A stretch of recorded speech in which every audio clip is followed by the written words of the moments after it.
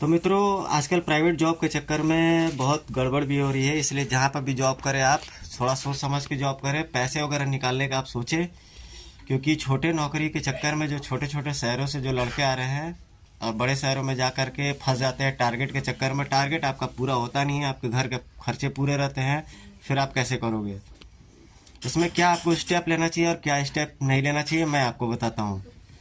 छोटे शहरों के युवा अक्सर बड़े सपनों को लिए हुए बाहर की तरफ आते हैं ताकि हम जॉब कर सके, अपने फैमिली को सरवाइव कर सके, अपने जीवन को चला सके। लेकिन उनको बदले में मिलता क्या है, क्या दिया जाता है उनको? आपको बात की जाती है कि आपको इतनी सैलरी मिलेगी, आपको इतने ऑफर लेटर आपको थमा दिए जाते हैं, लेकिन आप उस पर कभी भी वेरीफाई नहीं करते कि क्या वास्तव में ऐसी चीज़ें हैं।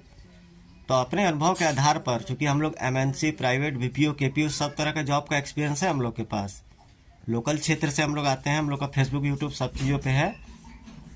जब भी आप किसी कंपनी के पास आप नियोक्ता बन करके जाते हैं तो आप अपने प्रेजेंटेशन को सामने और स्पष्ट रूप से रखें। अभी हाल में मेरे साथ एक ऐसा मैटर हुआ, मैं उस कंपनी या उस इंस्टीट्यूट का नाम नहीं लेना चाहूँगा, लेकिन हुआ क्या कि मैं कुछ दिन के लिए बाहर आया किसी काम से, आप समझ सकते हैं कि फिर मैंने काम पकड़ने की कोशिश की। एक जगह मैंने काम भी पकड़ लिया, वहाँ पर तय हुआ कि 18 से 20 हज़ार आपको सैलरी मिलेंगे। लेकिन हुआ क्या, वहाँ पे 6 दिन 8 दिन पर मैंने उस मालिक से कहा कि मालिक सर मुझे पैसे चाहिए और बाहर का हुआ बंदा हूँ, खर्च वर्च है, तो 500 रुपये उन्होंने निकाल के दिए। अब आप खुद सोच करके देखो कि आजकल के दुनिया में 500 रुपये पर कोई कहाँ काम कर सकता है, कितने दिन काम कर सकता है।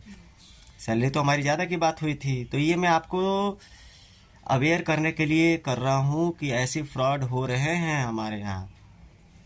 तो ऐसे में आपको मानसिक तौर पर मजबूत बनना है, इमोशनल नहीं बनना है, और पैसे निकलवाने के लिए बराबर आपको कोशिश करते रहना है किसी भी कंडीशन में। Second and very important step कि आप तब काम छोड़िए जब आपको लगता है कि लगभग 80 to 85% आपका काम पूरा हो चुका है। शेष 15% आप छोड़ दीजिए, वो भगवान पे आप छोड़ दीजिए।